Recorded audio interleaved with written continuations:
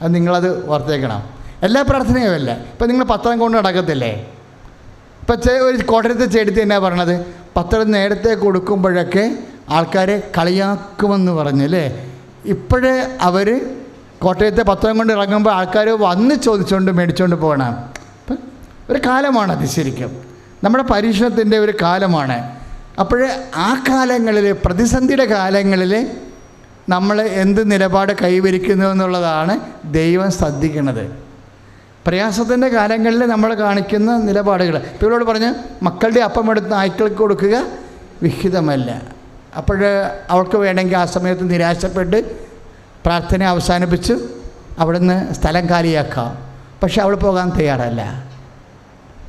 അവൾ ഉടനെ ഈശോനോട് പറയും, ഈശോ അങ്ങ് പറഞ്ഞത് ശരിയാണ്, ഞാൻ പട്ടി തന്നെയാണ്, എൻ്റെ അവസ്ഥ അതാണ് ജീവിതത്തിൻ്റെ. പക്ഷേ നായ്ക്കുട്ടികളും യജമാനന്മാരുടെ മേശയിൽ നിന്ന് വീഴുന്നത് ഭക്ഷിക്കാറുണ്ടല്ലോ. അതാണ് ഒരു വിഷയം. അപ്പോൾ ഈശോ പറയുന്നൊരു വാക്കുണ്ട്. എന്താ പറയണത്? Woman, your faith is great. നിൻ്റെ വിശ്വാസം വലുതാണ്, ശക്തിയുള്ളതാണ്. അപ്പോൾ വിശ്വാസത്തെ ശക്തീകരിക്കുകയാണ് ഈശോയുടെ ഉദ്ദേശം. ഉടനെ അടുത്ത വാക്ക് എന്താണ്? തൽക്ഷണം അവളുടെ മകള് സൗഖ്യം പ്രാപിച്ചു. Praise the Lord. ഹല്ലേലൂയ. വേഗത കൂട്ടുന്നത് എന്താണ്? ശക്തമായ വിശ്വാസമാണ്. Praise the Lord. അതാണ് ഫോർമുല എന്ന് പറയുന്നത്. നയൻകാരുടെ ഒരു ഫോർമുലയാണത്, സൂത്രവാക്യമാണ്. ഞാൻ പറഞ്ഞു, വചനത്തിൽ അനുഷ്ഠിക്കേണ്ടത് ചരിത്രവാക്യങ്ങൾ മാത്രമല്ല, പിന്നെ സൂത്രവാക്യങ്ങൾ. ഒരു തൽക്ഷണമായത് എങ്ങനെയാണ്? നയൻകാരുടെ മകള് ഇത്രയും വലിയ പിശാച് ബാധിക്കുന്ന എപ്പിലെപ്സിയെന്നോ അവൾ പെട്ടെന്ന് സൗഖ്യപ്പെട്ടത് എങ്ങനെയാണ്? അവളുടെ വിശ്വാസം അവൾ ശക്തീകരിച്ചപ്പോഴാണ്. വിശ്വാസം ശക്തീകരിക്കണത് എങ്ങനെയാണ്? ശ്രുതികട ഹല്ലേലൂയ. ഹല്ലേലൂയ ഹല്ലേലൂയ ഹല്ലേലൂയ യേശുവേ യേശുവേ യേശുവേ ഹല്ലേലൂയ ഹല്ലേലൂയ യേശുവേ യേശുവേ യേശുവേ. പ്രാർത്ഥനയ്ക്ക് ഉത്തരം വേഗത തൽക്ഷണമാക്കിയെടുക്കുകയാണ്, അല്ലേ? അതാണ് സൂത്രവാക്യം. ഇതിന് പൗലോസ് പറയുന്ന ഒരു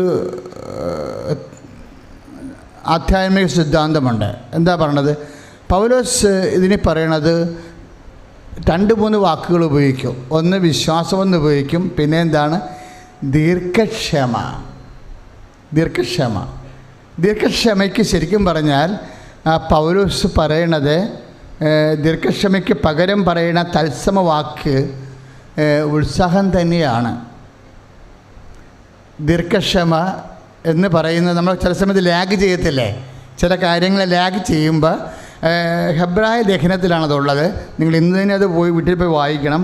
ഹെബ്രായ 6:11-12. ഹെബ്രായർ 6:11 പറയണത്, നിങ്ങളിൽ ഓരോരുത്തരും നിങ്ങളുടെ പ്രത്യാശയുടെ പൂർത്തീകരണത്തിനായി അവസാനം വരെ ഇതേ ഉത്സാഹം തന്നെ കാണിക്കണം.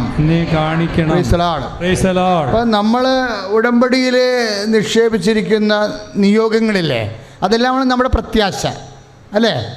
ആ പ്രത്യാശ എന്ത് ചെയ്യണം? അതിൻ്റെ നിവൃത്തി ഉണ്ടാകണം. പ്രത്യാശ നിവൃത്തി ഉണ്ടാകണമെങ്കിൽ എന്ത് ചെയ്യണം? നിങ്ങൾ ഇതേ ഉത്സാഹം തന്നെ അവസാനം വരെ കാണിക്കണം. അപ്പം ആദ്യം അത് പൗലോസ് ശരിക്കും 6:12 വിശദീകരിക്കുന്നുണ്ട്. 6:12 ഹെബ്രായ ലേഖനം പറയും, ഏറ്റു പറഞ്ഞ്, അങ്ങനെ നിരുത്സാഹരാകാതെ വിശ്വാസവും ദീർഘക്ഷമയും വഴി വാഗ്ദാനത്തിന്റെ അവകാശികളായവരെ അനുകരിക്കുന്നവരാകണം നിങ്ങൾ. Praise the Lord. 6:12 പറയണത് നിരുത്സാഹരാകരുതെന്നാണ്, അല്ലേ? 6:11 ഹെബ്രായ ലേഖനം പറയണത് ഉത്സാഹം അവസാനം വരെ കീപ്പ് ചെയ്യണം. ഇതാണ് ഒരു വിഷയം. ശരിക്കും പലർക്കും വന്നിരിക്കുന്ന ഒരു അപകടം അതാണ്. ആദ്യം ഉത്സാഹമായിരിക്കും, പിന്നീട് ഉത്സാഹം അവർ നിരുത്സാഹമായി പോകും. നിങ്ങളുടെ പ്രവർത്തനത്തിൽ സ്പീഡ് കുറഞ്ഞാൽ, പ്രാർത്ഥനയിൽ സ്പീഡ് കുറഞ്ഞാൽ, നമ്മൾ അതുപോലെ തന്നെ ഈ പ്രത്യാശയുടെ നിവർത്തീകരണത്തിൽ സ്പീഡ് കുറയും. അതാണ് ബൈബിൾ സൂത്രവാക്യങ്ങൾ അച്ഛൻ പറഞ്ഞത്. അതായത് പ്രവർത്തനത്തിൽ ഇപ്പോൾ നിങ്ങൾ പ്രേക്ഷിത പ്രവർത്തനം ചെയ്യുന്നു, എന്താ ചെയ്യണം? നിങ്ങൾ രോഗികളെ പോയി കാണുന്നു, അല്ലേ? അതുപോലെ തന്നെ അവരെ ശുശ്രൂഷിക്കുന്നു, ഉടുപ്പില്ലാത്തവർക്ക് ഉടുപ്പ് കൊടുക്കുന്നു. അതുപോലെ തന്നെ എന്ത് സഹായമാണ് നിങ്ങൾക്ക് ചെയ്യാൻ പറ്റണത് അതൊക്കെ ചെയ്യുന്നു. വൈരാഗ്യത്തോടിരിക്കുന്നവരോട് ചെന്ന് ക്ഷമ ചോദിക്കുന്നു. എത്രയോ വലിയ സാക്ഷ്യങ്ങളായിരുന്നു നമ്മൾ കേട്ടത്, അല്ലേ? ഈ അനുരഞ്ജനം ഇപ്പോൾ കൂടുതലാണ് ശരിക്കും. ഇന്നലെയൊക്കെ അതുപോലെ മൊത്തം വരുന്നു. അതായത് സമാധാനം പാലിച്ചു കഴിഞ്ഞാൽ ദൈവകൃപ ഉടനെ പ്രവർത്തികമാക്കും. അപ്പം ദൈവകൃപ പ്രാവർത്തികമാക്കാനുള്ള ഒരു ഉത്സാഹമാണ്. ഉത്സാഹത്തിൻ്റെ കുഴപ്പം എന്താണെന്നറിയാവോ? ഉത്സാഹം എവിടെ നിന്ന് ഉണ്ടാകുന്നതാണ്? വിശ്വാസത്തിൽ നിന്നും ദീർഘക്ഷമയിൽ നിന്നും ഉണ്ടാകുന്നതാണ്. ആ കൈനങ്കാരുടെ ഉത്സാഹം കുറഞ്ഞില്ലല്ലോ. പട്ടിയെന്ന് വിളിച്ചിട്ടും ഉത്സാഹം കുറഞ്ഞില്ല. അവൾ പറഞ്ഞ കർത്താവേ അത് ശരിയാ, വിശ്വാസമാണ് അവൾക്ക്, ദീർഘക്ഷമയുണ്ട് അവൾക്ക്. നായ്ക്കുട്ടികൾ യജമാനന്മാരുടെ മേശയിൽ നിന്ന് വീഴുന്ന അപ്പക്കഷ്ണങ്ങൾ തിന്നാറുണ്ടല്ലോ. അപ്പം ദീർഘക്ഷമയാണ്. ദീർഘക്ഷമയ്ക്ക് ആ ദീർഘക്ഷമ കാണിക്കണമെങ്കിൽ ഒരു ഉത്സാഹം വേണം. എങ്ങനെ ഉത്സാഹം ഉണ്ടാവണത്? നമ്മുടെ ഉള്ളിൽ ഉത്സാഹം ഉണ്ടാകണം.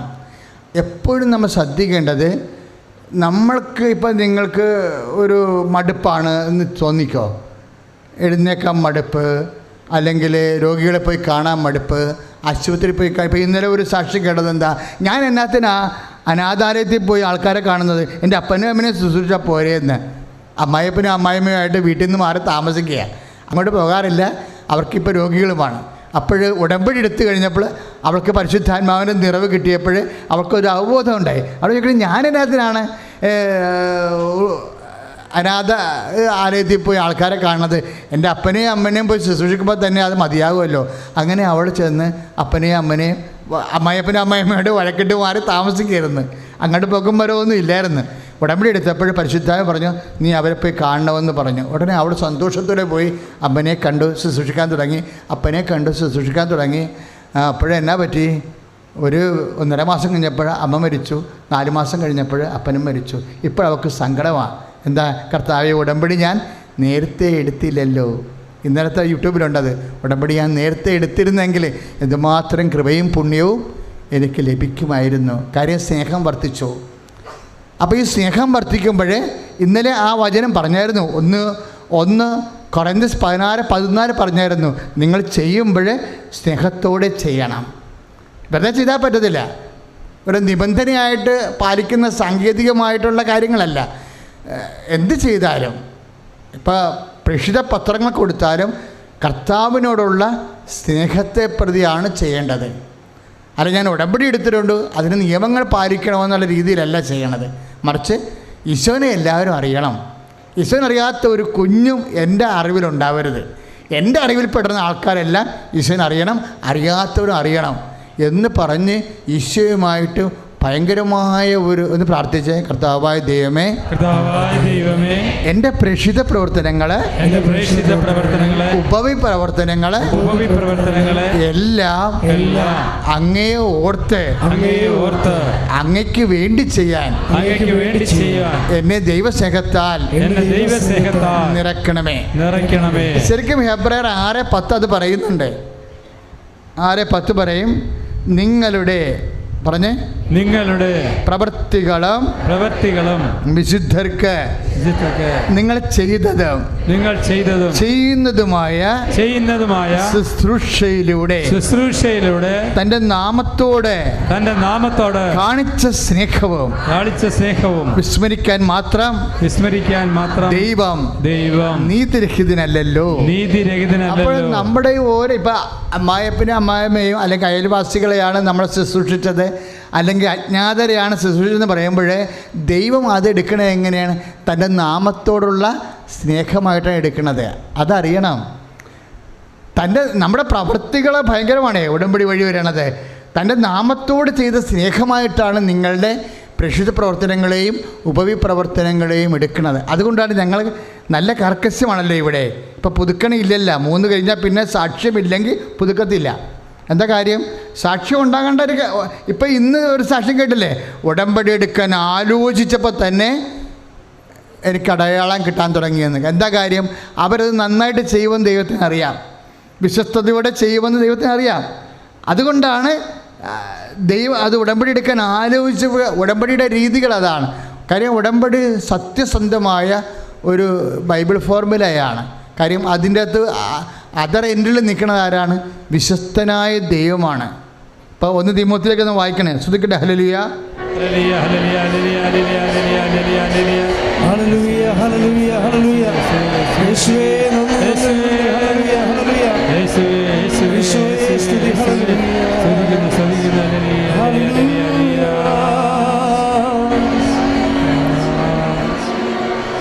2 തിമോത്തി 2:13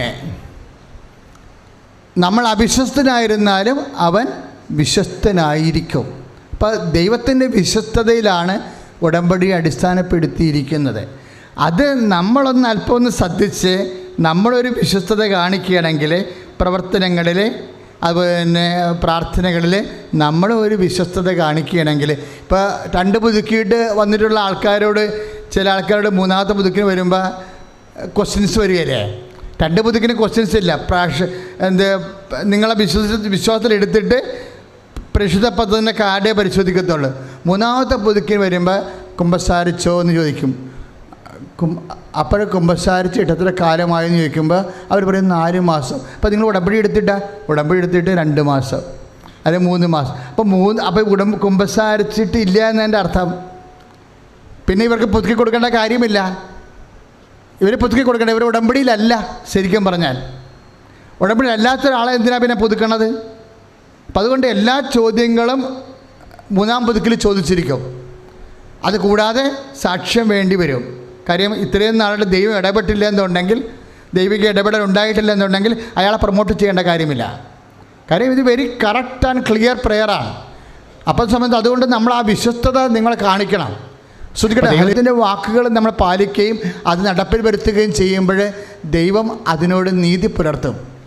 അപ്പോൾ എന്ത് പ്രയാസമുള്ള കാര്യമാണെന്നുണ്ടെങ്കിലും ദൈവം സത്യമായതുകൊണ്ട്, കാര്യം ദൈവം സത്യമായിട്ട് നമ്മൾ ആരെ കാണുന്നു? ദൈവത്തെ മാത്രമേ കാണാൻ പറ്റത്തുള്ളൂ. ബാക്കി ഒന്നും സത്യമല്ല. ഇപ്പോൾ ലോകത്തിൻ്റെ ഓരോ ചരിത്രം നോക്കിക്കഴിഞ്ഞാൽ നമുക്കറിയാം. ഇപ്പോൾ അഫ്സൽ ഗുരുവിനെ തൂക്കിക്കൊന്നു. ഇപ്പോൾ പറയുന്ന പാർലമെൻറ്റ് ആക്രമിച്ച അദ്ദേഹമല്ല എന്ന് പറയുന്നു. ദേവേന്ദ്ര സിംഗാണ് അതിനെ കൂട്ടുനിന്നെന്ന് പറയണം. ഇപ്പോൾ ദേവസിംഗിനെ പിടിച്ചപ്പോഴാണ് അഫ്സൽ ഗുരുവിൻ്റെ ചരിത്രം പുറത്തു വന്നത്. അപ്പോൾ സുപ്രീം കോടതിയാണ് വിധിച്ച് അഫ്സൽ ഗുരുവിനെ തൂക്കിക്കൊന്നത്. അപ്പോൾ അതേസമയം തന്നെ ഡയറക്റ്റ് അദ്ദേഹത്തിന് അതിൽ പങ്കില്ലെന്ന് ഇപ്പോൾ പറഞ്ഞു കേൾക്കുന്നു. പക്ഷേ ഇപ്പോൾ അന്വേഷണത്തിലാണ്. അപ്പോൾ എന്താണ്? ഒരു കാലത്ത് സത്യമാണെന്ന് പറഞ്ഞ കാര്യം ഇന്ന് സത്യമല്ല. ലോകത്തിൻ്റെ സത്യത്തിൻ്റെ അവസ്ഥ അതാണ്. അതുകൊണ്ടാണ് ഋഷിമാർ പ്രാർത്ഥിച്ചത് അസദ്ഗമ സദ്ഗമയ. അതുകൊണ്ടാണ് ഈശോ പറഞ്ഞത് I am the truth, I am the way and life. ഞാനാണ് സത്യമെന്ന് കൈയടിച്ച് കിടത്താണ്.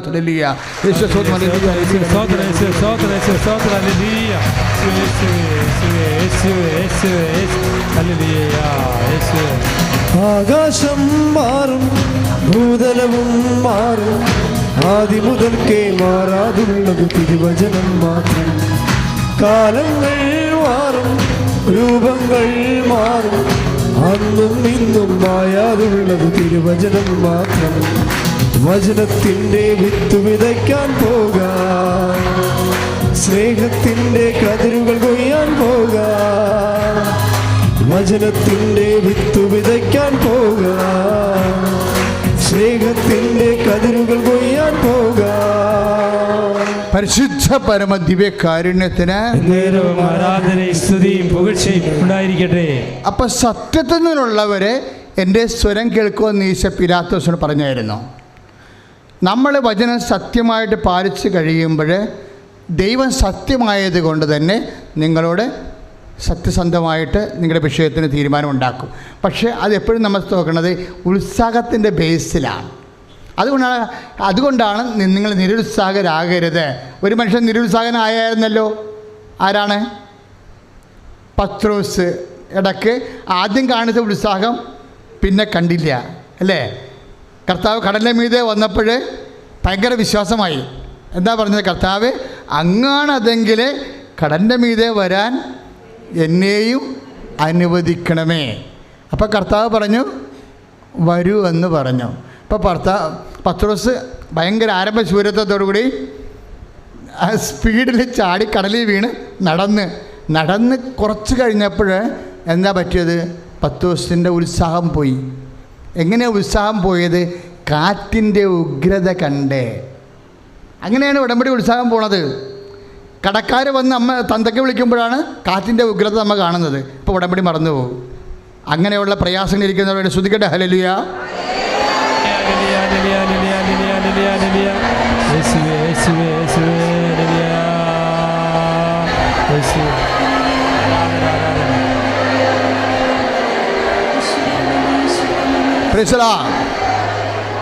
അപ്പം ഇടയ്ക്ക് ഈ നമ്മുടെ ഉടമ്പടി യാത്രയിൽ കാറ്റിൻ്റെ ഉഗ്രത കാണാനുള്ള സാധ്യതയുണ്ട്. അത് ഓർത്തേക്കണം. ഉടമ്പടി യാത്രയിൽ മനുഷ്യൻ്റെ ആധ്യാത്മിക യാത്രയിൽ മത്തായി 14:30 സംഭവിക്കാൻ സാധ്യതയുണ്ട്. കർത്താവ് പറഞ്ഞ് വരുമെന്നും പറഞ്ഞ് കാത്തിരിക്കുക. പക്ഷെ നമ്മൾ പെട്ടെന്ന് കർത്താവിൽ നിന്ന് കണ്ണെടുക്കാൻ പറ്റുന്ന കാര്യം എന്താ?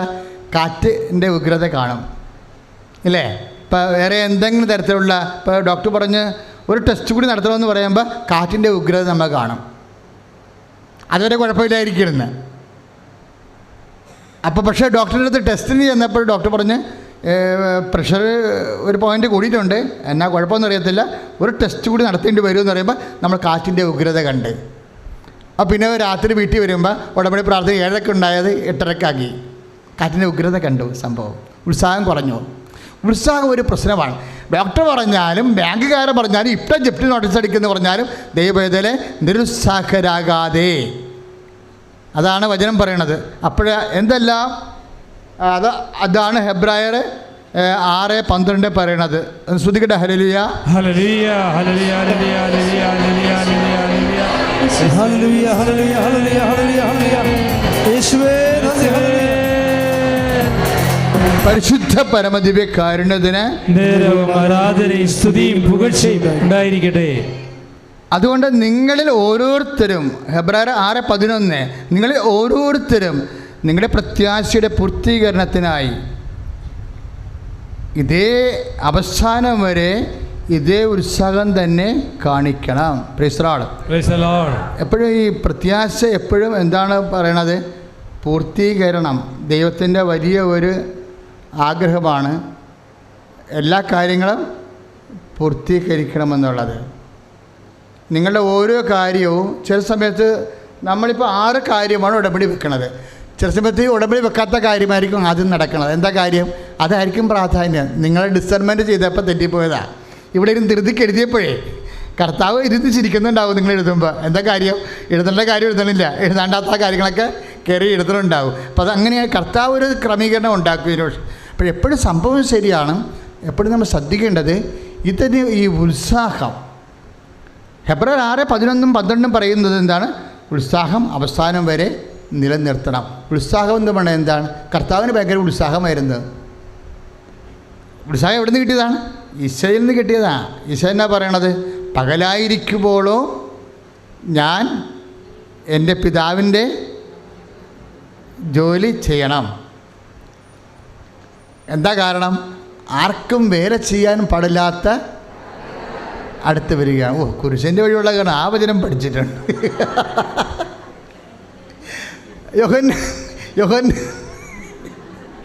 യോഹന്നാൻ 9:4 പകലായിരിക്കുമ്പോഴോ ഞാൻ എന്നെ അയച്ചവൻ്റെ ജോലി ചെയ്യേണ്ടിയിരിക്കുന്നു. ആർക്കും വേല ചെയ്യാൻ പാടില്ലാത്ത രാത്രികാലം അടുത്ത് വരികയാണ്. അപ്പോൾ സമയ ചുരുക്കമുള്ളത് കൊണ്ടാണ് ഉത്സാഹം വേണ്ടത്. അതാണ് നമുക്ക് ഈ ഉത്സാഹം തന്നെ എങ്ങനെയാണ്? സമയ ചുരുക്കമാണ്. ദൈവം നിശ്ചയിച്ചിരിക്കുന്ന ഒരു സമയമുണ്ട് നമുക്ക്. അതിനുശേഷം രാത്രി വരും. രാത്രിക്ക് മുമ്പ് ചെയ്യാനുള്ള പണി ചെയ്ത് തീർക്കണം അല്ലേ? അപ്പം അതെപ്പോഴും നമ്മൾ ശ്രദ്ധിക്കണം. ഉടമ്പടി നമ്മളെ ശരിക്കും സഹായിക്കും. അതായത് ഈ സമയ ചുരുക്കം. അതുകൊണ്ട് ഈശോ ഹറിബറിയായിട്ട് ചെയ്യാനുള്ള ജോലികളെല്ലാം, അപ്പനേൽപ്പിച്ച ജോലികളെല്ലാം വിതിൻ നോ ടൈം സമയബന്ധിതമായി പൂർത്തിയാക്കിയിട്ട് ആ അവസാനത്തെ ജോലി ചെയ്യാൻ വേണ്ടി വരുമ്പോൾ ഈശോ പറയും, അവസാനത്തെ ജോലി എന്തായിരുന്നു ഈശോ ചെയ്തത്? കുർബാന സ്ഥാപിക്കുകയാണ്. എന്നിട്ട് സ്ഥാപിച്ചതിന് ശേഷം കൈമാറാൻ വേണ്ടി സഭയെ ഏൽപ്പിച്ചതിന് ശേഷം ഈശോ മുട്ടുകുത്തിയിട്ട് പറഞ്ഞൊരു വാക്കുണ്ട്. എന്താണ്? അപ്പാ, അങ്ങനെ ഏൽപ്പിച്ച ജോലി ഞാൻ പൂർത്തിയാക്കി. 17:4 പകലായിരിക്കുവോളൂ. നമുക്കെല്ലാം ഒരു പകലുണ്ട്. ആ പകലിൽ രാത്രി വരും മുമ്പ് ദൈവം ഏൽപ്പിച്ച ജോലികൾ നമ്മൾ ചെയ്തു തീർക്കണം. അതിനാണ് സ്പീഡ് എന്ന് പറയുന്നത്, അതിനാണ് ഉത്സാഹം വേണ്ടത്, അതിനാണ് ദീർഘക്ഷമ വേണ്ടത്. സ്തുതിയുടെ ഹല്ലേലൂയ. ഹല്ലേലൂയ, ഹല്ലേലൂയ, ഹല്ലേലൂയ.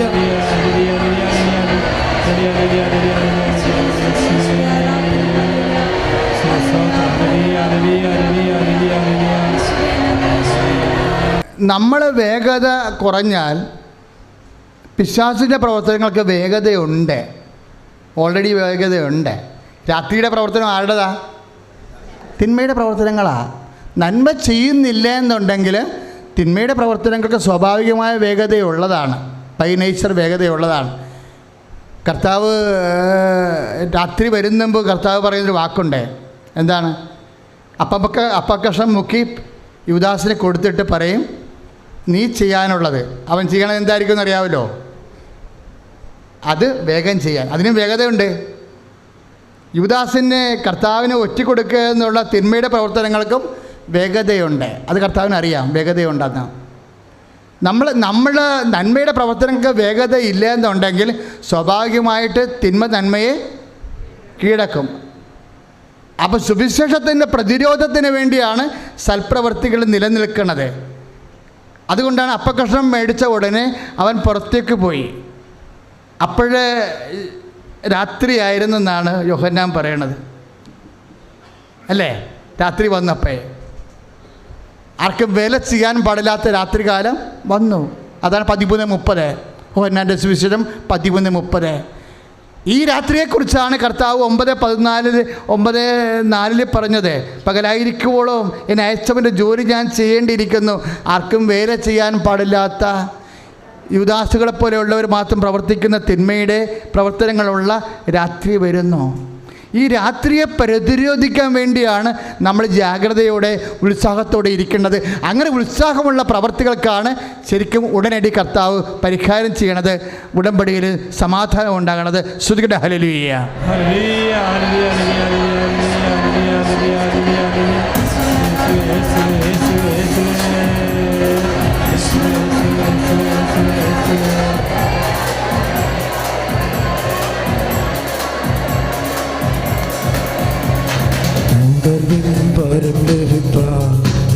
ഞങ്ങൾ വരുന്നു തിരുസവിധേ, നാഥാ നിന്റെ വൻകൃപകൾ ഞങ്ങൾ കരുണ അനുഗ്രഹിക്കൂ. നാഥാ നിന്റെ വൻകൃപകൾ ഞങ്ങൾ കരുണ അനുഗ്രഹിക്കൂ. ഏറ്റു പ്രാർത്ഥി. കർത്താവായ ദൈവമേ, ഉടമ്പടി പ്രകാരം നിന്റെ നാമത്തെ മഹത്വപ്പെടുത്തി നീ ഏൽപ്പിച്ച ജോലി പൂർത്തിയാക്കാൻ രാത്രി വരും മുമ്പേ പൂർത്തിയാക്കാൻ രാത്രിയുടെ ഇരുട്ടിന്റെ പ്രവർത്തനങ്ങളെ പ്രതിരോധിക്കാൻ മത്തായി ശ്ലീഹായുടെ സുവിശേഷം 5:16 രേഖപ്പെടുത്തിയിരിക്കുന്ന പോലെ നിങ്ങളുടെ പ്രവൃത്തികള് പ്രകാശത്തിലെ വെളിച്ചത്തിന്റെ പ്രവൃത്തികള് പ്രകാശമായി മനുഷ്യരുടെ മുമ്പില് വീശിക്കൊണ്ട് രാത്രി പ്രവർത്തനങ്ങളെ തിന്മയെ സമൂഹത്തിൽ നിന്ന് ചേർത്ത് തോൽപ്പിക്കുവാൻ സുവിശേഷത്തിന്റെ വെളിച്ചമായി പ്രവൃത്തിയുടെ ഗോപുരങ്ങളായി ഞങ്ങളെ രൂപാന്തരപ്പെടുത്തണമേ.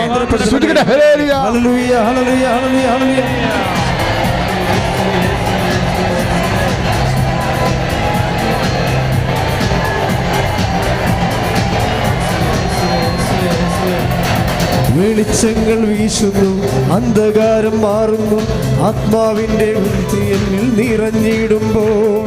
വെളിച്ചങ്ങൾ വീശുന്നു, അന്ധകാരം മാറുന്നു, ആത്മാവിൻ്റെ ശക്തി എന്നിൽ ഉള്ളിലാകുമ്പോൾ.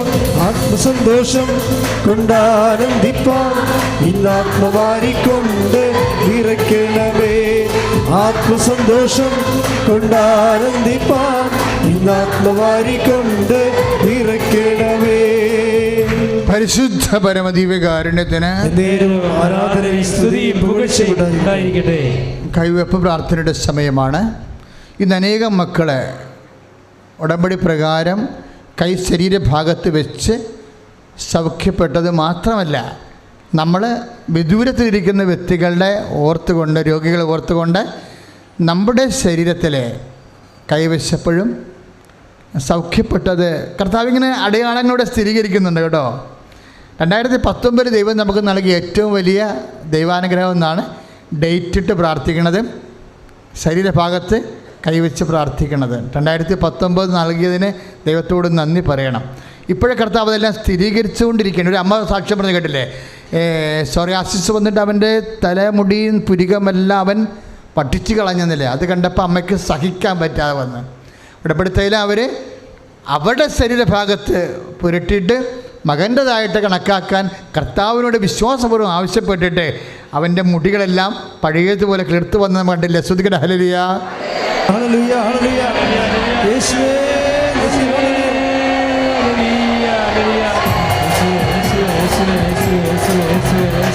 ഹല്ലേലൂയ, ജയം ഹല്ലേലൂയ, യേശു കർത്താവ് ജീവിക്കുന്നു. ഹല്ലേലൂയ, ജയം ഹല്ലേലൂയ, യേശു കർത്താവ് ജീവിക്കുന്നു. ഉദര രോഗമുള്ളവർ ഉദരഭാഗത്ത് കൈവെക്കുക. ഉദര രോഗമുള്ളവർ ഉദരഭാഗത്ത് കൈവെക്കുക. ശ്വാസകോശ രോഗമുള്ളവരെ കരൾ, ഹൃദയം, ശ്വാസകോശങ്ങൾ രോഗമുള്ളവർ വിശ്വാസത്തോടെ നെഞ്ചിൻ്റെ ഭാഗത്ത് കൈവെക്കുക. തൈറോയ്ഡ് രോഗികൾ, ടോൺസൈറ്റ് രോഗികൾ കഴുത്തിൻ്റെ ഭാഗത്ത്, സ്പോണ്ടിലോസിസ് അസുഖമുള്ളവർ കഴുത്തിൽ കൈവെക്കുക. ENT ആയിട്ടുള്ള രോഗങ്ങളുള്ളവർ, കണ്ണിന് കാഴ്ചക്കുറവുള്ളവർ, ചെവിക്ക് കേൾവിക്കുറവുള്ളവർ, അത്തരം കുറേ സാക്ഷ്യങ്ങൾ നമ്മളിന്ന് കേട്ടായിരുന്നോ. തലയ്ക്ക് മുറ്റലുള്ളവർ, വിമ്മലുള്ളവർ, ബ്ലഡ് തലച്ചോറിൽ ക്ലോട്ട് ചെയ്തിരുന്നവരെ പ്രതി, വീട്ടിൽ കിടപ്പായി കിടക്കുന്നവരെ പ്രതി, ആശുപത്രിയിൽ കിടക്കുന്നവരെ പ്രതിയൊക്കെ അവരുടെ പേരിൽ നിങ്ങൾ നിങ്ങളുടെ തലയിൽ കൈവെക്കുക. പേരിൽ ചെയ്യണത് പുതിയ കാര്യമല്ല, ആദിമസഭയുടെ വിശ്വാസ പാരമ്പര്യമാണ്.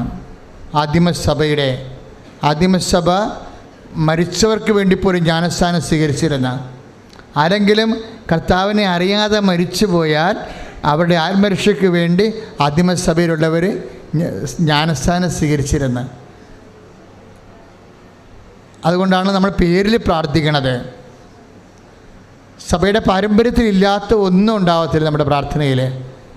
പേരിൽ പ്രാർത്ഥിക്കുകയാണ്. ആരൊക്കെങ്കിലും നിങ്ങളുടെ ശത്രുക്കൾക്കാണെങ്കിൽ പോലും രോഗങ്ങളുണ്ടെങ്കിൽ അവർ സുഖപ്പെടണമെന്ന് മനസ്സുകൊണ്ട് ആഗ്രഹിക്കണമെങ്കിൽ 1 കൊറിന്തോസ് 16:14 സ്നേഹമുണ്ടാകണം. ആ സ്നേഹം വന്നു ചേർന്നാൽ പിന്നെ ബാക്കിയെല്ലാം എളുപ്പമാണ്. ഉത്സാഹം എളുപ്പമാണ്, വിശ്വാസം എളുപ്പമാണ്, ദൈവസ്നേഹം എളുപ്പമാണ്, എല്ലാം എളുപ്പമാണ്. എല്ലാം സ്പീഡ് കൂട്ടുന്നതെല്ലാം ദൈവിക പുണ്യങ്ങളാണ്. ദൈവിക പുണ്യങ്ങളെ ഉൽപ്പാദിപ്പിക്കുന്നതിന് വേണ്ടിയുള്ള സാഹചര്യങ്ങളാണ് ഉടമ്പടി നമുക്ക് നൽകിയിരിക്കുന്ന സമ്മർദ്ദങ്ങൾ. ടെക്നിക്കലായിട്ട് അങ്ങനെയാണ് അത് മനസ്സിലാക്കേണ്ടത്. അപ്പോൾ അതുകൊണ്ട് ശത്രുക്കൾക്കാണെങ്കിലും ദൈവസ്നേഹത്തോടെ നിങ്ങൾ അവർക്ക് എവിടെയാണ് രോഗം ആ സ്ഥലത്ത് നിങ്ങളുടെ ശരീരത്തിൽ കൈവച്ച് പ്രാർത്ഥിക്കുക. നിങ്ങൾ പ്രാർത്ഥിച്ചുകൊണ്ടിരിക്കുക, കണ്ണീരോടെ പ്രാർത്ഥിച്ചുകൊണ്ടിരിക്കുക.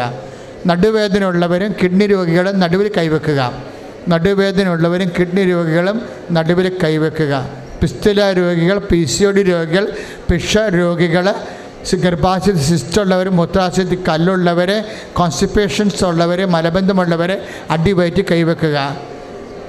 കരൾ വലുതാകുന്നവർ, എൻലാർജ്മെൻ്റ് ഉണ്ടാകുന്ന ഫാറ്റി ലിവർക്കാർ, ബിൽഡ്രൂബിൻ കൂടുതലുള്ളവർ, ഇടനെഞ്ചിൽ കൈവെക്കുക. ശ്വാസകോശ രോഗികൾ, ശ്വാസകോശത്തിന് പ്രഷർ കൂടിയവരും കുറഞ്ഞവരും, ഹൃദയത്തിന് പ്രഷർ കൂടിയവർ കുറഞ്ഞവരെല്ലാം ഇടത് നെഞ്ചിൽ കൈവെക്കുക. കൈവച്ചുകൊണ്ട് ശക്തമായി പ്രാർത്ഥിക്കട്ടെ. കർത്താവായ ദൈവമേ, നിന്റെ നാമത്തിൽ ഞാൻ കൈവച്ച് പ്രാർത്ഥിക്കുന്ന, നിന്റെ നാമത്തിൽ ഞാൻ കൈവച്ച് പ്രാർത്ഥിക്കുന്ന കർത്താവെ സ്പർശിക്കണമേ.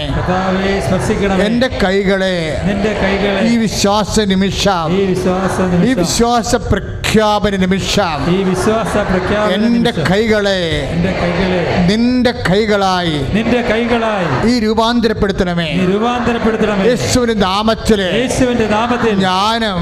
ഞാൻ ആർക്ക് വേണ്ടി പ്രാർത്ഥിക്കുന്നവർ അവരും അമ്മയുടെ മധ്യസ്ഥതയിലെ യേശു നാമത്തിലെ, അമ്മയുടെ മധ്യസ്ഥതയിലെ യേശു നാമത്തിലെ, അമ്മയുടെ മധ്യസ്ഥതയിലെ യേശു നാമത്തിൽ പരിപൂർണമായി സൗഖ്യമാകട്ടെ.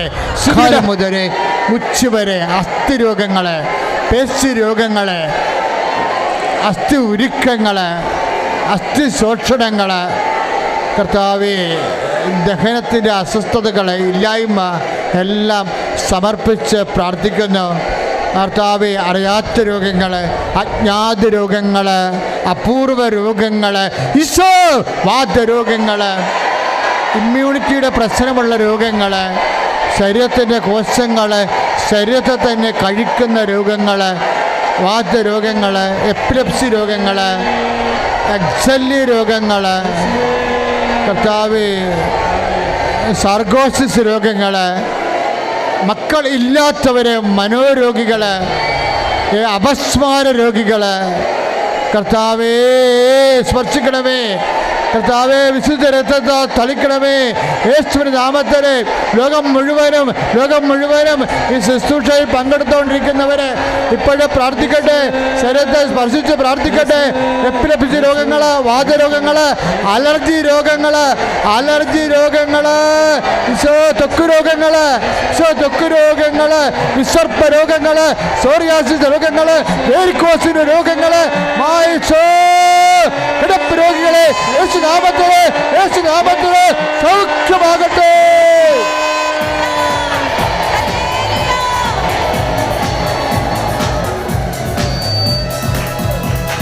ആരാധിക്കുമ്പോൾ വിടുതൽ, ആരാധിക്കുമ്പോൾ സൗഖ്യം, ആരാധിക്കുമ്പോൾ വിടുതൽ, ആരാധിക്കുമ്പോൾ സൗഖ്യം. ദേഹം ദേഹി ആത്മാവിൽ സമാധാന സന്തോഷം ദാനമായി അവൻ നൽകിയിടുന്നു. ദേഹം ദേഹി ആത്മാവിൽ സമാധാന സന്തോഷം ദാനമായി അവൻ നൽകി. പരിശുദ്ധ പരമദിവ്യകാരുണ്യത്തിന് ആരാധനയും സ്തുതിയും പുകഴ്ചയും ഉണ്ടാകട്ടെ. പ്രഭാഷകം 36:8 പറയാം. 8, 9, 10 പറയാം. അവിടുന്ന് അവിടുത്തെ ശക്തിയാൽ മരക്കഷ്ണം വെള്ളത്തിലിട്ട് കൈപ്പാർന്ന വെള്ളത്തെ മധുരിപ്പിച്ചുവെന്ന്. അപ്പോൾ കയ്പ് വെള്ളത്തെ മധുരിപ്പിക്കുന്നത് ദൈവത്തിൻ്റെ ശക്തിയാണ്. അതിന് ദൈവം ചില സമയത്തും തടിക്കഷ്ണം ഉപയോഗിക്കും, ചിലപ്പോൾ ഉപ്പ് ഉപയോഗിക്കും, ചിലപ്പോൾ ഒലിവെണ്ണ ഉപയോഗിക്കും, ചിലപ്പോൾ കാശുരൂപ ഉപയോഗിക്കും. ഇതെല്ലാം 36:10 അനുസരിച്ചാണ്. അതാണ് ഞങ്ങൾ നിങ്ങളോട് പറഞ്ഞത്. എന്തെങ്കിലും തരുന്നുണ്ടെങ്കിൽ ഞങ്ങൾക്ക് വേണമെങ്കിൽ മരക്കഷ്ണം വരെ തരാം. എന്താ കാര്യം? വിശ്വാസമുള്ളവനെ സംബന്ധിച്ചിടത്തോളം ബൈബിളിൻ്റെ പാരമ്പര്യത്തിലും ദൈവജനത്തിൻ്റെ ഉള്ളിൽ ജീവിതത്തിൽ ദൈവം പ്രവർത്തിച്ച പാരമ്പര്യമാണ് നമ്മുടെ ആധ്യാത്മിക പാരമ്പര്യം. അതുകൊണ്ടാണ് കാശിരൂപയൊക്കെ വെച്ചെന്ന് പറഞ്ഞില്ല. ചേച്ചിക്ക് സാക്ഷ്യം പറഞ്ഞത് എന്താ? കാശിന് വെച്ച നിമിഷങ്ങളിൽ ബ്ലീഡിങ് മാറിയെന്ന്. അങ്ങനെയാണത് തന്നിരിക്കുന്നത്. ആഴമാർന്ന് ഉപവസിച്ച് പ്രാർത്ഥിച്ച് കൃപാസനം 30 കൊല്ലത്തോളമുള്ള 10,000-കണക്കിന് മനുഷ്യരുടെ ഉപവാസമുള്ള ധ്യാനകേന്ദ്രമാണ്. ഉടമ്പടി നമുക്ക് അവസാനമാണ് ദൈവം തന്നത്. അതിനുള്ള എന്തെല്ലാം കാര്യങ്ങൾ ദൈവം 30 കൊല്ലമായിട്ട് തന്നിരിക്കുന്നു. നിങ്ങൾ ആരും ധരിക്കരുത് ഇതൊരു പുതിയ ധ്യാനകേന്ദ്രം. പുതിയല്ല, 87 തുടങ്ങിയതാണ്. അതാത് കാര്യങ്ങൾക്ക് സമ്പ്രദായം അപ്ഗ്രേഡ് ചെയ്ത് വരികയാണ് ഇപ്പോൾ ഇന്നത്തെ എത്തിയിരിക്കണത്. അതാത് കാര്യങ്ങൾ ദൈവം അതിൻ്റെ നിപ്പും നിലയും. ഞങ്ങളുടെ കാർക്കശ്യങ്ങൾ നിങ്ങൾ കണ്ടിട്ടില്ലേ? ഒരു കോംപ്രമൈസും ഇല്ലാത്ത കാർക്കശ്യം. അപ്പം ദൈവത്തിൻ്റെ ദൃശ്യന് എത്രയും വിശ്വസ്തയോടെ നിൽക്കണ കൊണ്ടാണ് കർത്താവ് രഹസ്യങ്ങളെല്ലാം പറഞ്ഞു തരണതും ജനത്തിൻ്റെ കണ്ണുതിരപ്പാനുള്ള വഴികളെല്ലാം തെളിച്ചു തരണത്. അപ്പം അത് മക്കൾക്ക് കൈമാറി തരുമ്പോൾ നിങ്ങൾ അതേ വിശ്വസ്തത അതിനോട് കാണിക്കണം. നേർച്ച വസ്തുക്കളോടും അതെല്ലാം ആശീർവദിക്കുന്ന സമയമാണ് നേർച്ച വസ്തുക്കൾ എടുക്കുക.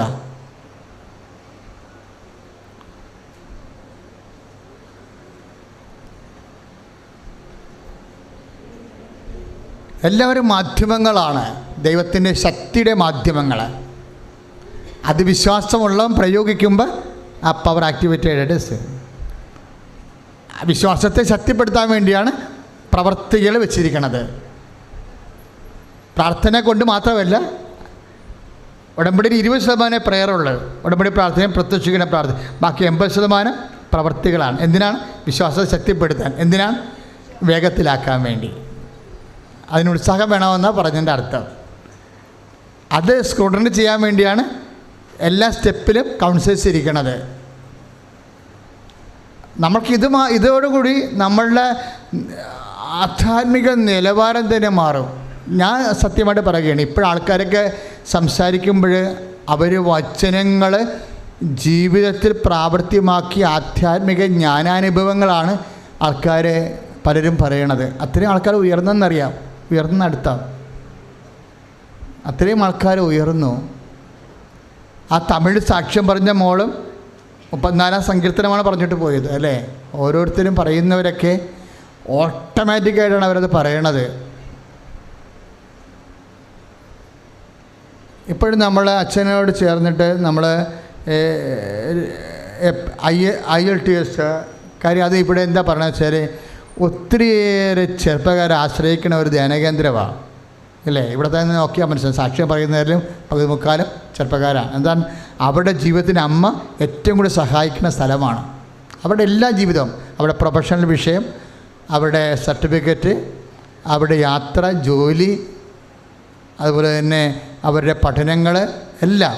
ഒരു മോൾ സാക്ഷ്യം പറഞ്ഞ് കേട്ടില്ലേ, ഉടമ്പടി എടുത്തപ്പോൾ തന്നെ എന്നോട് അച്ചായൻ പറഞ്ഞു, നീ പുസ്തകമൊന്നും കൊണ്ടുപോകണില്ല എന്ന് ചോദിച്ചു. അപ്പോൾ ഞാൻ പറഞ്ഞു, പുസ്തകം കൊണ്ടുപോകണില്ല, ഞാൻ കാശുരൂപം എടുത്തിട്ടുണ്ട്. അത്രയുമായ ആൾക്കാർ അത് ഞാൻ ചെല്ലുമ്പോൾ അവിടെ എല്ലായിടത്തും ഇരുന്നുകൊണ്ട് ആൾക്കാർ പുസ്തകം വായിക്കുകയാണ്, നല്ല പഠിപ്പുകാർ. ഞാൻ കാശുരൂപം പിടിച്ച് വിശ്വാസപ്രമാണം ചൊല്ലി.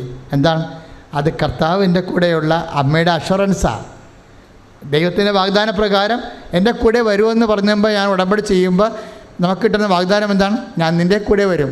അതിനുള്ള അറിവടയാളമായിട്ടാണ്, ജ്ഞാപകമായിട്ടാണ് പഴയ നിയമ ഉടമ്പടി പ്രകാരം ഈ പുതിയ നിയമത്തിൽ മരിയൻ ഉടമ്പടി ആയത് കാരണം മരിയൻ കാശുരൂപം തന്നിരിക്കുന്നത്. അതാണ്, അത് മിസ് ചെയ്യരുത്. ഇനി മിസ് ചെയ്ത് ആഗസ്റ്റ് മാസത്തിലേ കിട്ടത്തുള്ളൂ. അച്ഛൻ കൊടുക്കുകയെ ഒരു കൊല്ലമൊക്കെ ആൾക്കാർക്ക് നിൽക്കാൻ പറ്റത്തില്ലല്ലോ. ആഗസ്റ്റ് മാസത്തിൽ കൊടുക്കും, മിസ്സാക്കരുത്. കാര്യം ഇനി ഡാമേജുകാർക്കേ കൊടുക്കത്തുള്ളൂ, കൈമോശം വന്നവർക്ക് കൊടുക്കത്തില്ല. കൈമോശം വന്നവരെന്നൊക്കെ പറയണത് അവർ വേറെ ആൾക്കാർക്ക് കൊടുത്തിട്ടാണേ. അങ്ങനെ കൊടുക്കരുത്. ഉടമ്പടി കാശുരും കൈമാറ്റം ചെയ്യാൻ പാടില്ല. നിങ്ങൾക്ക് എത്ര കാശുരും വേണമെങ്കിൽ അച്ഛൻ വേറെ തരാം, പക്ഷേ ഉടമ്പടി കാശുരും കൈമാറ്റം ചെയ്യരുത്. അതെനിക്ക് കിട്ടത്തില്ല. അത് വളരെ ശ്രദ്ധിക്കണം. നമ്മളല്ലേ ഉടമ്പടി ചെയ്തിരിക്കണത്, നമ്മുടെ മകനല്ലല്ലോ. അതാണ് വിഷയം. ഇനി കൊടുത്താൽ തന്നെ പിള്ളേർക്ക് ഒരിക്കലും കൊടുക്കരുത്. ഹസ്ബൻഡിന് ഇപ്പോൾ ഒരു ഇൻ്റർവ്യൂവിന് പോകുമ്പോൾ നമുക്കൊരു ഉറപ്പിന് വേണ്ടി കൊടുത്ത് വിട്ടാൽ വരുമ്പോൾ തന്നെ ആദ്യം നിങ്ങൾ മേടിക്കേണ്ടത് കാശുരം തിരിച്ച് മേടിക്കണം. അത് പ്രശ്നം ശ്രദ്ധിക്കണം. ഞാൻ വളരെ സീരിയസ് ആയിട്ടാണ് അത് പറയണത്. നിങ്ങളോടുള്ള ഒരു സ്നേഹം കൊണ്ടാണ് ഞാനത് തിരിച്ച് തരണത്, ഡാമേജ് ആയവർക്ക് തരണത്. ആഗസ്റ്റ് മാസത്തിൽ തരും. ഇപ്പോഴും നമ്മൾ പ്രാർത്ഥിക്കാൻ പോകുന്ന കുറേ വിഷയങ്ങളുണ്ട്. ഭാഗവടമ്പടി നടക്കാത്തവരുണ്ട് ഇല്ലേ, വലിയ പ്രശ്നമാണ്. വീടില്ലാത്തവരുണ്ട്, സ്ഥലമില്ലാത്തവരുണ്ട്, ജോലി ശമ്പളം നഷ്ടപ്പെട്ടവരുണ്ട്, ശമ്പളം കിട്ടാത്തവരുണ്ട്, കിട്ടിയിട്ട് 3 മാസം ആയവരുണ്ട്, ആ ജോലിയിൽ നിന്ന് പിരിച്ചുവിട്ടവരുണ്ട്, പിരിച്ചുവിടാൻ പോണവരുണ്ട്. കുറേ ആൾക്കാർ പിരിച്ചുവിട്ടെന്ന് കേട്ടു, ഇനി അടുത്തത് നമ്മുടെ ഊഴമാണെന്ന് പറയുമ്പോൾ കരയുന്നവരുണ്ട്, വീടില്ലാത്തവരുണ്ട്, വാടക താമസിക്കുന്ന ആൾക്കാർ ഇറങ്ങിക്കിട്ടാത്തവരുണ്ട്. അങ്ങനെ പല പ്രശ്നങ്ങളുണ്ട്. അതെല്ലാം അച്ഛൻ ഇപ്പോൾ ഓർത്തോർത്ത് പ്രാർത്ഥിച്ച് വരുമ്പോൾ നിങ്ങൾ എൻ്റെ കൂടെ ചേർന്ന് പ്രാർത്ഥിക്കണം. നിങ്ങളുടെ വിഷയം അല്ലെങ്കിൽ പോലും ഞാൻ ഇങ്ങനെ പറഞ്ഞ് പ്രാർത്ഥിപ്പിക്കണമെന്ന് അറിയാവോ? എന്തിനാണ്? ഇപ്പോൾ രോഗം കണ്ട് പ്രാർത്ഥിക്കാൻ വരുമ്പോൾ നിങ്ങൾ മാത്രം നിങ്ങളുടെ വയറെ കൈവെക്കും അല്ലേ, മറ്റുള്ള വയറൊക്കെ കൈവെക്കാൻ പറ്റത്തില്ലല്ലോ. പക്ഷേ ഭാഗോടമ്പടി നടക്കാത്ത കാര്യം ചിലപ്പോൾ നിങ്ങൾക്ക് ഉണ്ടാകത്തില്ല, മറ്റുള്ളവർക്ക് ഉണ്ടാകും. അപ്പം അവർക്ക് വേണ്ടി കൂടി പ്രാർത്ഥിക്കാനാണ് ഞാൻ പറഞ്ഞ് പ്രാർത്ഥിപ്പിക്കണത്. നമുക്ക് പറഞ്ഞ് പ്രാർത്ഥിക്കാനുള്ള കുറേ കാര്യങ്ങളുണ്ട്. വിവാഹ ഉടമ്പടി തെറ്റിച്ച് ജീവിക്കുന്നവരുണ്ട്, കേസായി പോയവരുണ്ട്, എപ്പോഴും കോടതിയും കേസും പോലീസോടെ നടക്കുന്ന ആൾക്കാരുണ്ട്, ചിലപ്പോൾ ജയിലിൽ കിടക്കുന്ന ആൾക്കാരുണ്ട്. അങ്ങനെ കുറേ സങ്കടക്കാരുണ്ട്. എല്ലാം ഉടമ്പടി ചെയ്തിരിക്കുകയാണ്. എല്ലാം ഈ ആൾക്കാരെ നമ്മ സമാധാനം ഉണ്ടാക്കും. നിങ്ങളൊന്ന് കറക്റ്റ് ചെയ്യാനാണ് ഞാൻ എപ്പോഴും പ്രസംഗിക്കണത്, പറയണത്. അതുകൊണ്ട് ഇടയ്ക്കിടയ്ക്ക് വീട്ടിൽ പോയി ആ യൂട്യൂബൊന്ന് നോക്കിയേക്കണം. ഓരോ ദിവസമൊക്കെ എന്താണ് പറഞ്ഞിരിക്കണമെന്ന് കേൾക്കാൻ വേണ്ടി പ്രാർത്ഥിച്ച് കേൾക്കുന്ന സമയത്ത് നിങ്ങൾ വിശ്വാസത്തോടെയാണ് അത് ചെയ്യണത്, വിശ്വാസപ്രമാണം ശരിയാണ് ചെയ്യണമെന്നുണ്ടെങ്കിൽ ആ സമയത്ത് ദൈവം ഇടപെടും. അത്രയും ഇപ്പോൾ ഷാരോൺ ടി വിയിലായാലും ഗുഡ്നസ്സിലായാലും നമ്മുടെ ശുശ്രൂഷ എവിടെയെല്ലാം ഉണ്ട്, യൂട്യൂബിൽ പ്രെയർ ആരാധന കണ്ടുകൊണ്ടിരിക്കുന്ന സമയത്തായാലും ഒത്തിരി പേര് ദൈവാനുഭവത്തിൻ്റെ സാക്ഷ്യങ്ങൾ പറയുന്നുണ്ട്. അതുകൊണ്ട് യൂട്യൂബ് ഓൺ ചെയ്യുമ്പോൾ നിങ്ങൾ വെറുതെ ഒരു കഥ കാണാൻ അങ്ങനെ ചെയ്യരുത്. കൃപാസനം ചാനൽ ഓൺ ചെയ്താൽ അപ്പം തന്നെ വിശ്വാസപ്രമാണം ചൊല്ലിക്കൊണ്ട് വേണം ചെയ്യാൻ. ആ കേൾക്കണ സമയത്ത് മതി കർത്താവ് നിന്ന്. കാര്യം ഞങ്ങൾ അങ്ങനെയാണ് അത് സമർപ്പിച്ചിരിക്കണം. കർത്താവ് അങ്ങയുടെ മക്കൾ എവിടെയെല്ലാം കണ്ണീർ ഏതെല്ലാം സമയത്ത് ഇട്ടാലും, ഇപ്പോൾ ആശുപത്രി പോവുകയാണ്, ആരെയും വിളിച്ച് കിട്ടണില്ല, ഇപ്പോൾ കൃപാസനത്തിൻ്റെ ഫോണെല്ലാം ഒരു ഓക്കെയാണ്. കാര്യം ഇപ്പോൾ ആരും കംപ്ലൈൻറ്റ് പറയണില്ല ഞങ്ങളോട്. കാര്യം 4 പേര് 5 പേരെ ഇരുത്തിയിട്ടുണ്ട്. കാര്യം അവർക്കെല്ലാം ഉള്ളത് ഈ ആരാധനയാണ് അതിൻ്റെ ബേസ്മെൻറ്റ്. രാത്രിയും ചേട്ടൻ കൃത്യമായിട്ട് ഫോൺ അറ്റൻഡ് ചെയ്യുന്നുണ്ട്. 30 minutes 24 hours ഫോണുണ്ട്. ഇനി അപ്പോഴും കിട്ടിയില്ല എന്നുണ്ടെങ്കിൽ എൻ്റെ മക്കൾ നിങ്ങളുടെ മൊബൈൽ ഓൺ ചെയ്യണം. എന്നിട്ട് ഈ കൃപാസനത്തിൻ്റെ ഏതെങ്കിലും ഒരു ധ്യാനം കേട്ടേക്കണം. എന്നിട്ട് ആ വിഷയം സമർപ്പിക്കണം. എന്ത് ചെയ്താലും വിശ്വാസ പ്രമാണം ചൊല്ലി വേണം ചെയ്യാൻ. പ്രാർത്ഥിക്കുക. കർത്താവായ ദൈവമേ, അന്ധന് കാഴ്ച നൽകിയവനെ, ചെകിടന് കേടു നൽകിയവനെ, ഊമന് സംഭാഷണ ശക്തി നൽകിയവനെ, മഹോദ രോഗം സുഖപ്പെടുത്തിയവനെ, തളർവാദ രോഗം സുഖപ്പെടുത്തിയവനെ, കർത്താവേ, അങ്ങയുടെ തിരുമുറിവാർന്ന വലത്തുകരത്താൽ ഈ ആരാധന സമൂഹത്തെ സ്പർശിക്കണമേ. ജോലിയില്ലാത്തവരെ, കണ്ണീരോടെ പ്രാർത്ഥിക്കുന്ന മാർക്കറ്റ്സുകൾ കിട്ടാത്തവരെ കണ്ണീരോടെ പ്രാർത്ഥിക്കുന്ന ഓരോ പ്രാർത്ഥനകള്, IELTS പരീക്ഷകള്, OIT, കർത്താവേ, MOS, എല്ലാ മത്സര പരീക്ഷകള്, എല്ലാ യോഗ്യത പരീക്ഷകള് എഴുതാൻ പോകുന്നവരെ, ഡേറ്റ് ഇട്ടിരിക്കുന്നവരെ, കർത്താവേ, റിസൾട്ട് പ്രതീക്ഷിക്കുന്നവരെ എല്ലാവരെയും സ്പർശിക്കണമേ. ഞങ്ങളുടെ യോഗ്യത കൊണ്ടല്ല, അങ്ങയുടെ കാരുണ്യത്താൽ മക്കളോട് കാരുണ്യം കാണിക്കണമേ. പഠിക്കാത്ത മക്കള്, പഠിച്ചിട്ട് മനസ്സിലാകാത്തരുത്, തെറ്റായ വഴികളിലെ വഴിപിഴച്ച് നടക്കുന്നവരെ, ലഹരിക്ക് അടിപ്പെട്ടവരെ, തകർന്ന കുടുംബങ്ങള്, വിവാഹമോചനം അന്വേഷിക്കുന്നവരെ, ഭാഗവടപടി നടക്കാത്തവരെ, രേഖകള്, സർട്ടിഫിക്കറ്റുകള് എല്ലാം കൈ കിട്ടാത്തവരെ, സാമ്പത്തിക കടങ്ങളാല് വേദനിക്കുന്നവരെ, കുടുംബത്തിൽ സമാധാനം ഇല്ലാത്തവരെ, വീടില്ലാത്തവരെ, സ്ഥലമില്ലാത്തവരെ, വഴിയില്ലാത്തവരെ, കേസ് അകപ്പെട്ടവരെ, ദൈവമേ, ഏതെല്ലാം വിധത്തില് അങ്ങയുടെ മക്കള് എന്തിനെല്ലാം വേണ്ടിയോ ഉടമ്പടി ചെയ്തിട്ടുണ്ട്, ആ മേഖലകളെല്ലാം ദൈവത്തിന്റെ ശക്തി പരിശുദ്ധ അമ്മയുടെ മധ്യസ്ഥതയില് നിറയട്ടെ. എല്ലാ ബന്ധനങ്ങളും അഴിഞ്ഞു മാറട്ടെ, എല്ലാ അസ്വസ്ഥതകളും വിട്ടു മാറട്ടെ, സമാധാനത്തിന്റെ ശക്തികള് അഭിഷേകമായി ലഭിക്കട്ടെ.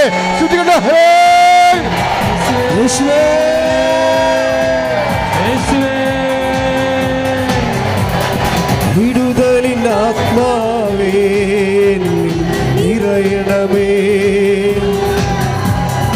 അഗ്നിതൻ അഭിഷേകമായി പടരണമേ. പരിശുദ്ധ പരമദിവ്യകാരുണ്യത്തിന് ആരാധനയും സ്തുതിയും പുകഴ്ചയും ഉണ്ടായിരിക്കട്ടെ. കണ്ണുകളടച്ച് ഡേറ്റ് ഇട്ട് പ്രാർത്ഥിക്കുക.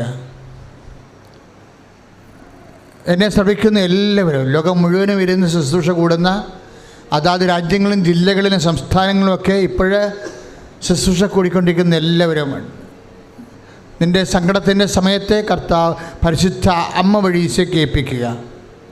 നിൻ്റെ ഉത്കണ്ഠയുടെ എന്തിനു വിഷയത്തെക്കുറിച്ചാണ് നീ ഉത്കണ്ഠപ്പെടുന്നത്, ഭയപ്പെടുന്നത്? ആ ഡേറ്റ് ആൻഡ് ടൈം ഇപ്പോൾ തന്നെ പരിശുദ്ധ അമ്മ വഴി ഈശോയ്ക്ക് സമർപ്പിക്കുക.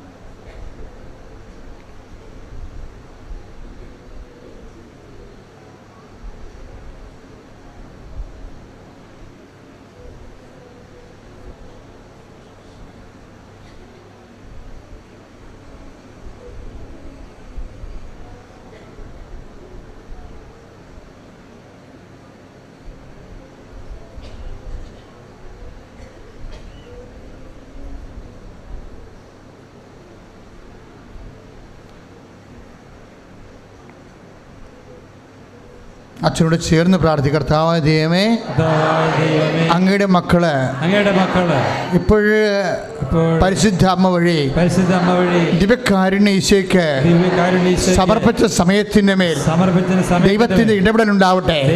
ശ്രുതികട്ടെ ഹല്ലേലൂയ.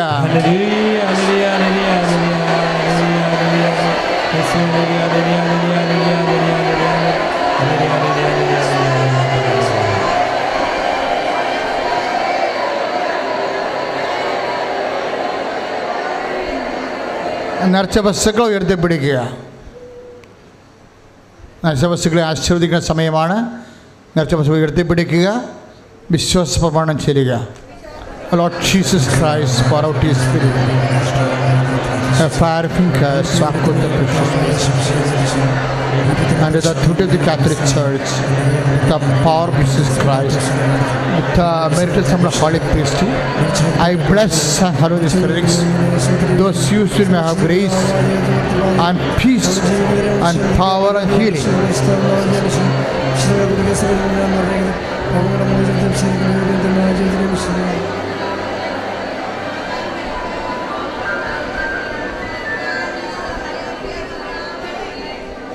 ഇന്ന് രണ്ടാം ചൊവ്വാഴ്ചയാണ്. ഇതര സംസ്ഥാനങ്ങളിൽ നിന്ന് വന്നിട്ടുള്ളവരെയാണ്, ഉടമ്പടി പുതുക്കിയവരെയാണ് അച്ഛൻ പ്രാർത്ഥിക്കുന്നത്. എല്ലാ രണ്ടാം ചൊവ്വാഴ്ച അങ്ങനെയാണ്. കാര്യം കർണാടക തൊട്ട് ഇന്ന് പുനെ എന്നൊക്കെ വന്നിറങ്ങിയ ആൾക്കാരുണ്ട്. അതുപോലെ തന്നെ ഡൽഹിയിൽ നിന്ന് വന്നിട്ടുള്ളവരുണ്ട്, മദ്രാസിൽ നിന്ന് വന്നിട്ടുള്ളവരുണ്ട്. ഇതര സംസ്ഥാനങ്ങളിൽ വന്നിട്ടുള്ളവരെ ഉടമ്പടി പുതുക്കിയവരെയാണ് അച്ഛൻ ഇന്ന് കാണുന്നത്. അത് ഓപ്പൺ ഓഡിറ്റോറിയത്തിൽ കാണും. ഹോസ്പിറ്റൽ മിഷൻ്റെ പ്രെയർ കഴിയുമ്പോഴാണ് അവരെ കാണുന്നത്. എപ്പോഴും ശ്രദ്ധിക്കേണ്ട ഒരു കാര്യം, എല്ലാ ദിവസവും 31 ദിവസവും മാസത്തിൽ നമുക്കിപ്പോൾ ഉടമ്പടി പുതുക്കാനും കഴിയും. പണ്ടങ്ങനെ സാധിക്കത്തില്ലായിരുന്നു.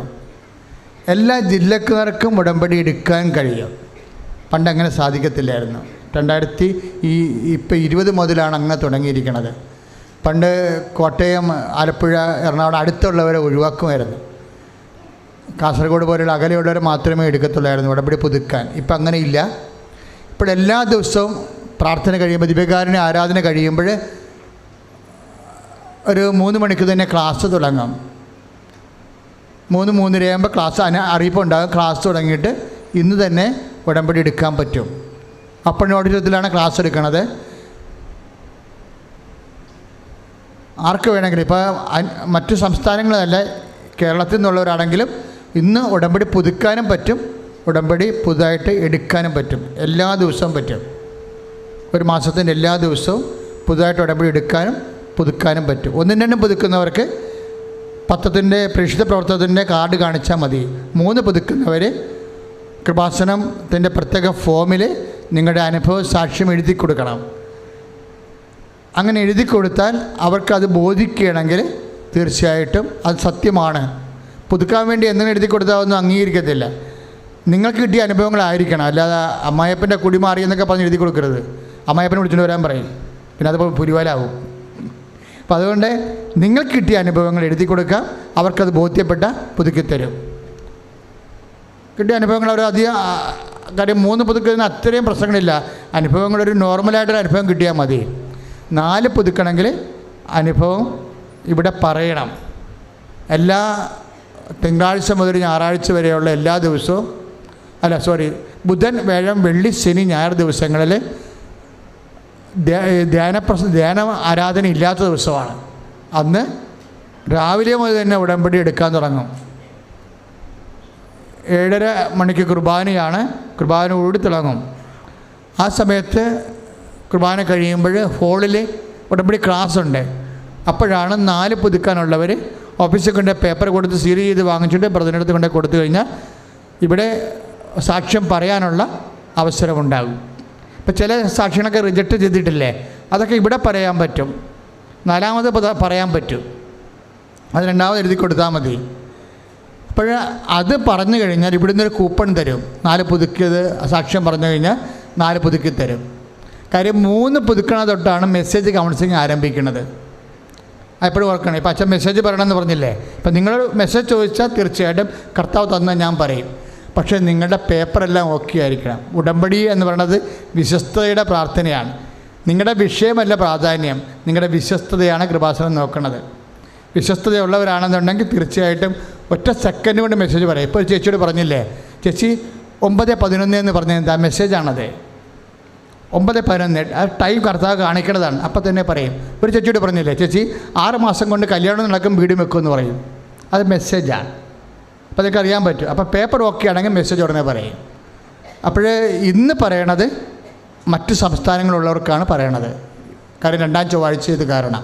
പക്ഷേ അവിടെ പേപ്പർ ഓക്കെ ആയിരിക്കണം.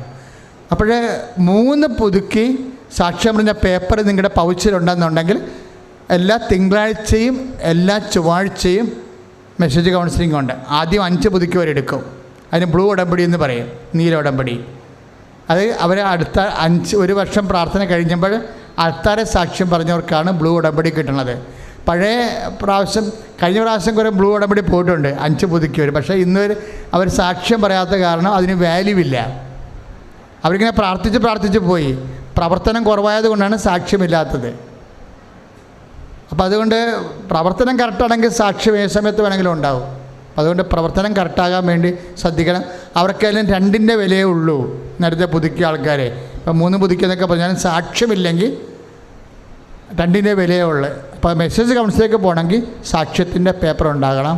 പ്രത്യേകം ശ്രദ്ധിക്കണം. ഇപ്പോൾ സമാപന ആശീർവാദമാണ്.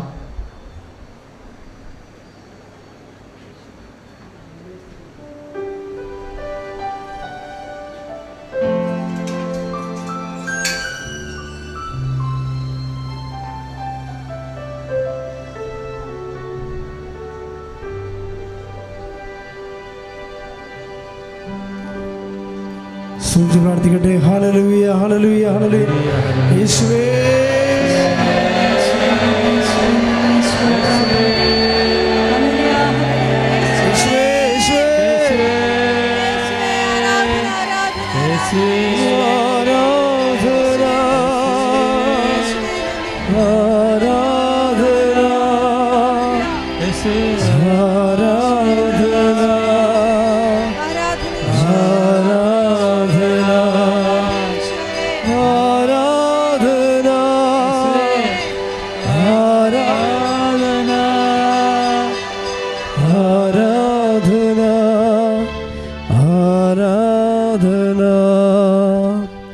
പരിശുദ്ധ പരമ ദിവ്യകാരുണ്യത്തിന് നേരവും ആരാധനയും സ്തുതിയും പുകഴ്ചയും ഉണ്ടായിരിക്കട്ടെ.